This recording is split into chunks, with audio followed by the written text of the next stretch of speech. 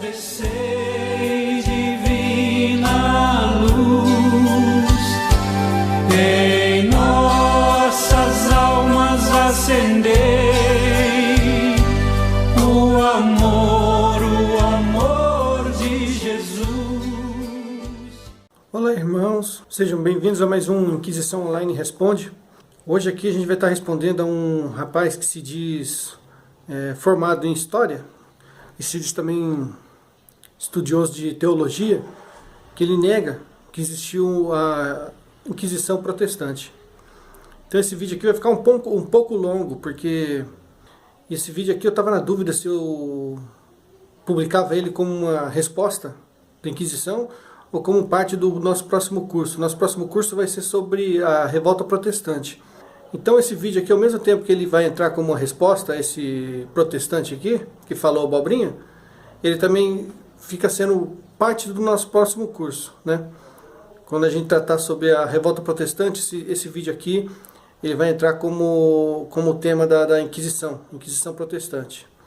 Eu usei como base o curso de História da Igreja do professor Felipe Aquino, né? Eu vou estar postando aqui na descrição desse vídeo um link para quem quiser obter esse curso. É um curso em áudio, tem mais de 100 horas de curso, e dessas 100 horas eu peguei ali 20 minutos somente, né?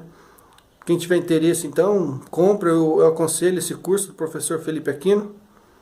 E quem gostar desse vídeo, dê um joinha, curte, compartilha, ajuda a gente a divulgar o nosso canal.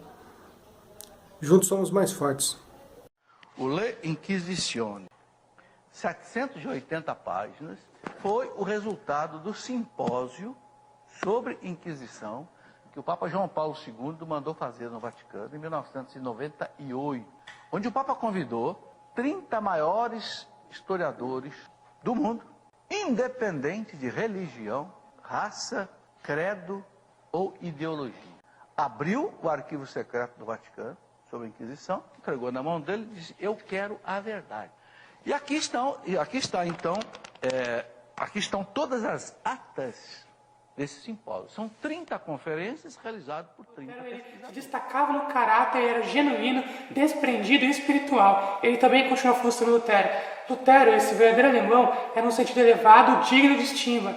Nele cascateava caudalosa a torrente de Deus. Isto foi único, não tendo tido sucessores. Pela editora Vozes, o livro chamado Frei Martinho Lutero, o sacerdote que fundou o protestantismo, de um autor americano muito bom chamado John O'Brien. Ele é católico, padre, mas ele, nesse livro Frei Martinho Lutero, ele só colocou citações de teólogos protestantes.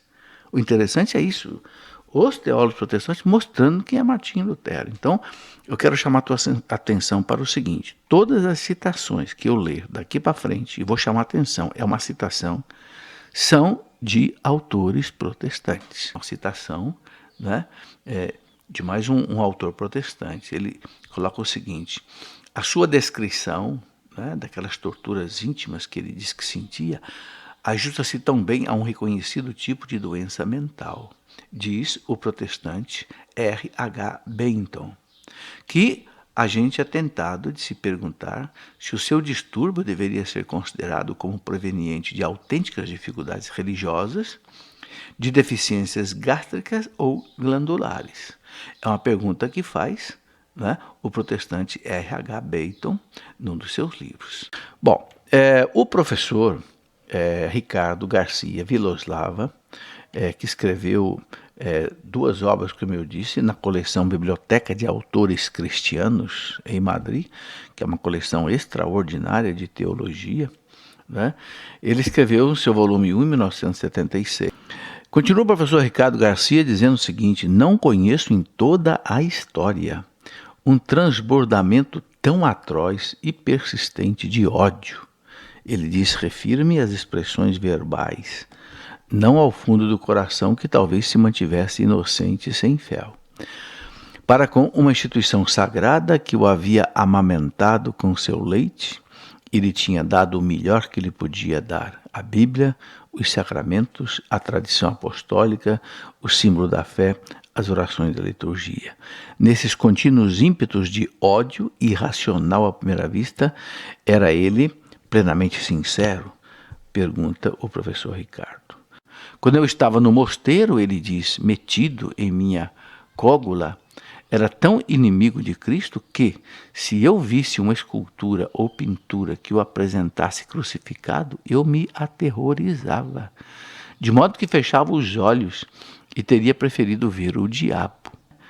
Está aí na página 310. Muitas vezes, ele diz, me assustei ao nome de Jesus. Quando eu contemplava Jesus na cruz, parecia-me que me fulminava um raio. E quando se pronunciava o seu nome, teria preferido ouvir o do demônio. Lutero, meus irmãos, começou declarando que a Bíblia podia ser interpretada por qualquer um. Bom, até mesmo, ele dizia, pela humilde criada do moleiro.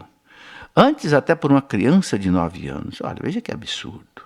Mais tarde, no entanto, quando os anabatistas, os zwinglianos e outros contrariaram as suas vistas, né?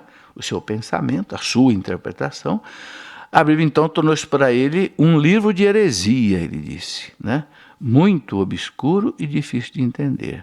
Quer dizer, é uma confusão daquilo que Lutero diz que não tem cabimento. Infelizmente, em 3 de março de 1519, Lutero escreveu ao Papa Leão X o seguinte, veja bem, perante Deus e todas as suas criaturas dou testemunho de que nem desejei nem desejo tocar, ou por intriga, solapar a autoridade da Igreja Romana e de vossa santidade. Era uma coisa assim meio constratante. De um lado, Lutero escrevia chacoalhando o Papa, mas quando ele escrevia diretamente para o Papa, ele abaixava a cabeça. Bom, né? Não dá para a gente entender bem essas expressões contraditórias do Lutero, né?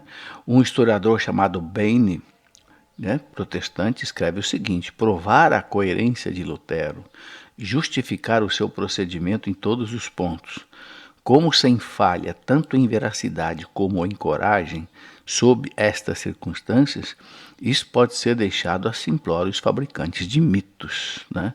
Está lá na obra chamada Martin Luther, né, do historiador Bain, volume 1, página 457.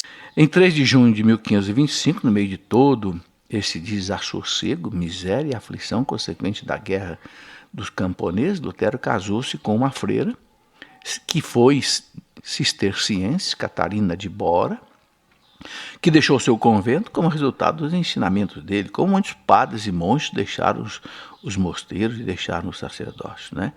A esse tempo tinha ela 27 anos, e Lutero 43, e tiveram filhos. O seu colega, o monge Caristadit, que tinha 41 anos, renunciou aos seus votos para casar-se também com uma menina de 15 anos, com a aprovação de Lutero. Existe um único documento da época que Lutero fale, vou usar a Inquisição protestante contra vocês. Ele intimou aos seus seguidores na Alemanha a incendiarem as escolas e sinagogas judaicas. Veja que antissemitismo, né? Que coisa horrorosa. Aí ia jogar piche e enxofre nas chamas, a lhes destruir as casas e lhes confiscar o dinheiro em espécie, de ouro e de prata, e lhes tomar os livros sagrados, até mesmo a Bíblia inteira, a lhes proibir celebrarem quaisquer ofícios religiosos sob pena de morte.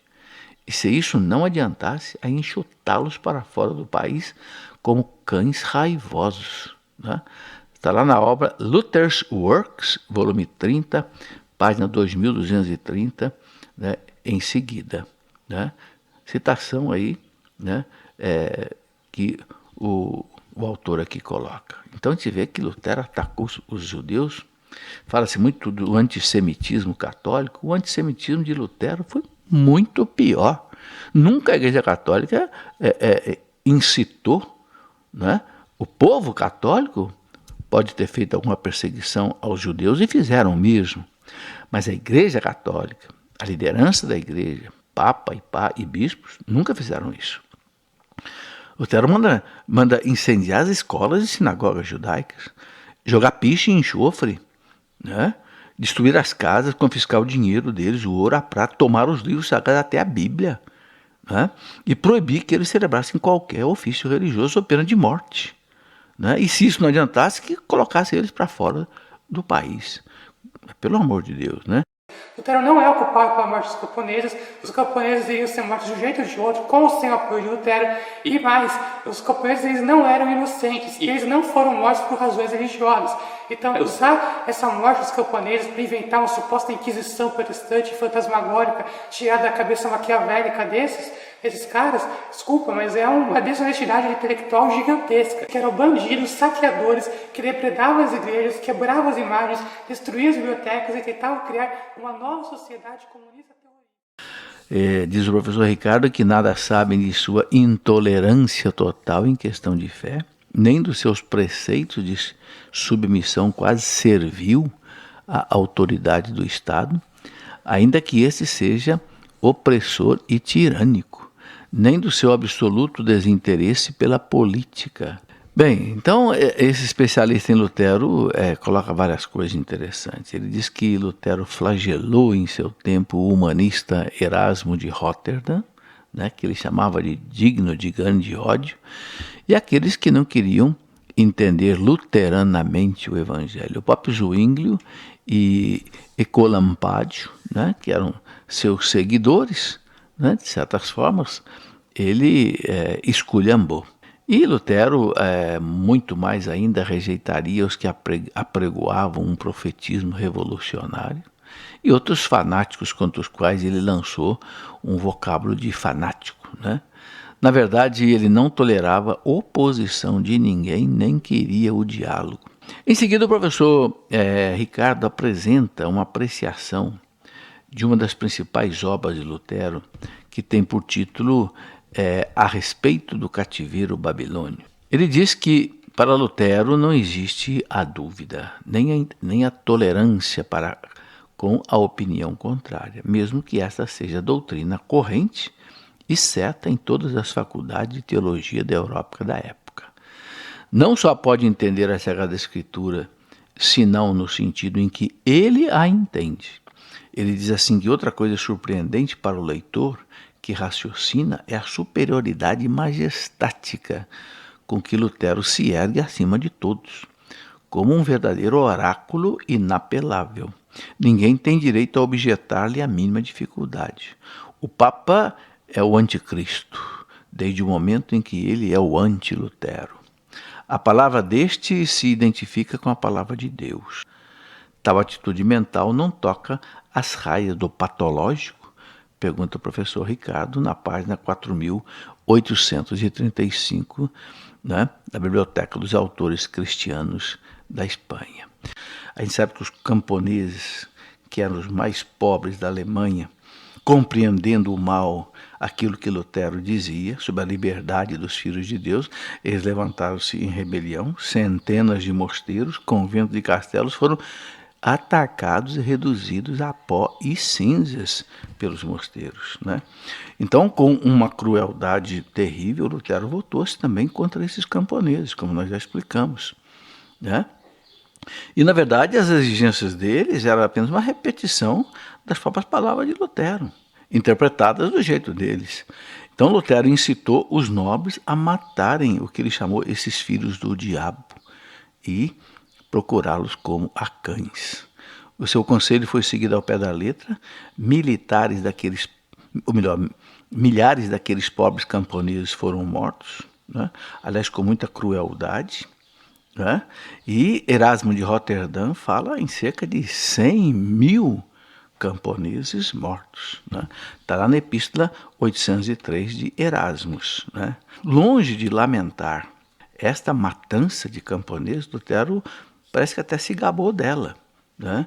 E o nosso autor aqui traz uma citação que é a seguinte: eu, Martinho Lutero, matei todos os camponeses na rebelião por haver dito que eles deviam ser mortos. Todo o sangue deles está sobre a minha cabeça, mas eu lanço sobre o Senhor Deus, que assim me mandou falar. A citação está aqui, né, do autor John O'Brien, nesse livro que eu já citei, da editora Vozes. Então, meus irmãos, como resultado de tratar os camponeses de maneira assim tão brutal, recomendada por Lutero. O historiador protestante famoso chamado Pollard afirmou o seguinte, veja bem, historiador protestante Pollard, né? Está na obra Cambridge Modern History, volume 2, página 191, citado por John O'Brien. Ele diz, pelo fim do século XVIII, os camponeses germânicos continuavam sendo os mais desgraçados da Europa. A servidão vigorou ali por mais tempo do que em qualquer outro país civilizado, exceto a Rússia. E a massa do povo era efetivamente afastada da esfera da ação política. Os começos da democracia foram esmagados nas cidades, fruto, né, do primeiro massacre que os camponeses sofreram. Então a gente vê que esses anabatistas revoltosos, esses caras radicais, eles estavam querendo formar uma nova sociedade comunista terrorista, né?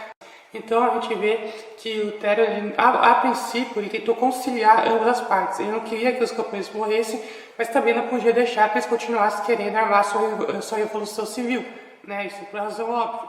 Agora, ele tentou conciliar o máximo. Bem, é interessante que até os companheiros de Lutero foram atacados por ele, né? Essa certa crueldade de Lutero fez com que os príncipes amontoassem sobre os camponeses as suas, né, violências, e isso arrancou do companheiro de Lutero, chamado Osiander, a seguinte censura, né? Osiander colocou uma censura a Lutero que foi o seguinte, ele disse o seguinte, ai, pobres camponeses, que Lutero adula e afaga quando eles atacam somente os bispos e os padres, mas quando, rindo da bula dele, os insurrectos ameaçam a ele e aos seus príncipes, então ele expede outra bula decretando a matança deles, quais outros tantos animais selvagens. Está aí. O John O'Brien cita na obra Parsons Studies in Church History, volume 3, página 315. Existe um único documento reformado, né, dos reformadores protestantes ou de qualquer tribunal protestante com o nome de Inquisição. Não existe isso. Isso daí é pura lenda católica, antiprotestante, para conseguir usar isso contra a gente. Não tem nenhum relato, nenhum registro histórico, nada de Inquisição protestante. Nem sequer existia um tribunal protestante para julgar hereges. O que existiu foram uma ou outra perseguição isolada aqui ou ali, ou coisas que realmente deveriam ter acontecido, como por exemplo quando Lutero ficou corretamente lá do Estado contra os camponeses rebeldes, que é o episódio mais mencionado aí pelos antiprotestantes. Ao organizar a igreja, Calvino instituiu duas comissões, a chamada Venerável Companhia, que era de pastores e doutores, encarregada do magistério, e o tal de consistório, que era composto de pregadores e de 12 senadores leigos que tinha a tarefa de zelar pela disciplina, né? Assim, meio na moda medieval. E essa comissão visitava as casas, servia-se de denúncias e espionagem paga, os réus gravemente culpados, né? Enfim, eram entregues a um tribunal. E esse tribunal, é importante dizer aqui, de 1541 até 1546, pronunciou 58 sentenças de morte, né? E a tortura era aplicada com frequência. Bom, a população de Genebra teve que se submeter a uma disciplina calvinista. As festas eclesiásticas foram reduzidas aos domingos apenas. O culto limitou-se à oração, à pregação e ao canto dos salmos, com a celebração da Santa Ceia apenas 4 vezes por ano, e que não era a missa. Para se vingar da Santa Ceia, a rainha Isabel permitiu aos seus ministros, né, William e Robert Cecil, que perseguiram cruelmente os ingleses que permaneceram fiéis ao Papa. E por ele se dispôs que fosse decapitada a herdeira do trono, Maria Stuart, rainha católica da Escócia, refugiada na Inglaterra. Bem, em novembro de 1534, o parlamento inglês votou o chamado Ato de Supremacia. O que era esse Ato de Supremacia? Era um ato que proclamava ser o rei o único e supremo chefe da igreja na Inglaterra. Muitos súditos, muitos cristãos não reconheceram este ato e muitos foram punidos com a morte. A grande maioria do clero, infelizmente, se submeteu, Mas nós tivemos aí o caso extraordinário do leigo Thomas Moros, que era o chanceler do rei, né? E que preferiu morrer na guilhotina do que aceitar, né, obedecer ao rei ao invés de obedecer ao Papa. E depois tivemos também, né, o bispo John Fisher, que também foi martirizado com ele, porque também não aceitou o ato de supremacia. E nós vimos aqui no nosso Brasil mesmo os holandeses calvinistas que chegaram aqui em Recife e Olinda, né, o seu Marquês de Pombal e outros, né, que tiveram por aqui. Não o Marquês de Pombal em si, mas os holandeses, que inclusive fizeram um massacre no Rio Grande do Norte, né, em Uraçu e Cunhaú, né, onde muitos morreram ali pelas mãos dos calvinistas. Bom, a partir da segunda metade do século XVI, então... Sem falar que as bruxas do país protestantes, elas não eram mortas por um aparelho religioso, não existia nenhum tribunal de inquisição protestante para julgar bruxas por heresia. As bruxas dos países protestantes não eram julgadas por heresia, eram julgadas pelo Estado Civil. Bom, diz o professor Garcia Viloslada, os acordos nacionalistas das teses de Lutero em relação àquela obra que Lutero escreveu chamado Brado à Nação Alemã, ou A Nobreza Cristã da Nação Alemã. Essa obra, escrita em junho de 1520, foi publicada em agosto. Mas em 1520, conta o professor Ricardo que quando ele esperava de um momento para o outro a excomunhão, que viria de Roma, e podia inclusive o seu protetor, o príncipe alemão Frederico da Saxônia, que o escondeu lá no seu palácio, quando Lutero foi condenado à morte na Dieta de Worms, em 1521. Então, o professor diz que é um escrito em que o político e o social prevalecem sobre o teológico, onde a gente vê que toda a obra de Lutero se misturou com a política e com a questão social. A obra começa com um discurso aos nobres alemães. Ele começa dizendo o seguinte: antes do mais, a graça e a força de Deus, altezas sereníssimas, benigníssimos e diletos senhores. E ele continua, professor Ricardo, não é por mera impertinência ou temeridade que um pobre homem como eu ousa falar a vossas excelências, Lutero dizendo. Com o favor de Deus, tenciono pôr em relevo esta astúcia maligna, a fim de que, revelada, não possa mais causar dano ou estorvo. Quer dizer, Lutero jogou os príncipes alemães, jogou os cavaleiros germânicos e jogou, de certa forma, o povo alemão contra a igreja. No seu memorial A Nobreza Germânica, que foi publicado em 1520, ele pede aos príncipes germânicos que convoquem um concílio e exige a abolição do celibato, o fim da missa pelos defuntos, das peregrinações, dos dias de festa e de jejum e dos tributos a Roma. Quer dizer, jogou realmente toda a Alemanha contra a Roma, todos os príncipes germânicos, na sua obra memorial A Nobreza Germânica. Lutero acabou aprovando a bigamia. Por que acabou aprovando a bigamia? Ele teve também de pagar um preço alto por esse apoio que ele deu aos príncipes alemães, né? E às vezes um preço vergonhoso. Porque para conseguir o apoio contínuo de Filipe de Landgrave de Hesse, que era um desses príncipes, né, alemães importantes, que mantinham o poder, Lutero acabou negando a doutrina de Cristo em relação à unidade e indissolubilidade do matrimônio e permitiu a Filipe de Landgrave tomar uma segunda mulher enquanto continuava a viver também com a primeira.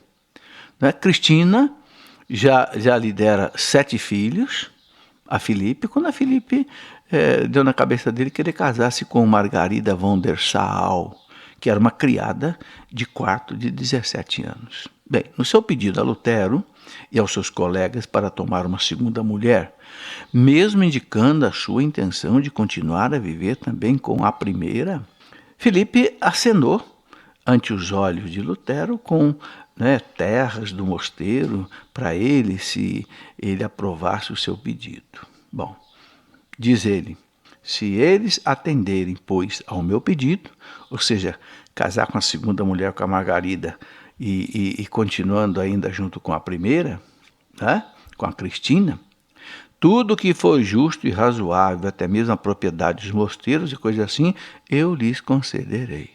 Bem, isso está na obra, né? Eu gosto de citar a obra que o John Bryan cita, na obra Parsons, né? R. Studies in Church History, né? Volume 3, página 322.